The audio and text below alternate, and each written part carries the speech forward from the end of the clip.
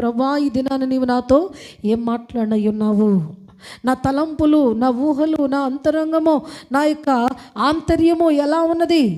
నీకు ఇష్టమైన భక్తి నాలో ఉన్నదా? లేకపోతే నేను పేరుకే భక్తి జీవితం కలిగి ఉన్నాను, కానీ ఆ భక్తి యొక్క శక్తి నేను గ్రహించకపోతే నా జీవితం వృధా అయిపోతుంది కదా అని ఎవరికో వారు వారి యొక్క హృదయాన్ని స్వపరీక్ష చేసుకొని ఆయన ఎదుట నీవు ఏం చేయాలంటే ఒక అనుదిన బలిగా నువ్వు మారిపోవాలి. ఏమిటనంటే నీలో అభ్యంతరపరిచేవి, నిన్ను ఆటంకపరిచేవి ఆయన సన్నిధిలో వీటన్నిటిని నీవు నిత్యము ఆయన సన్నిధిలో మోకరించిన ప్రతిసారి కూడా నువ్వేం చేయాలంటే, ప్రభువా నాలో వీటన్నిటిని నీవు దహించివేయ్యా, కాల్చివేయ్యా.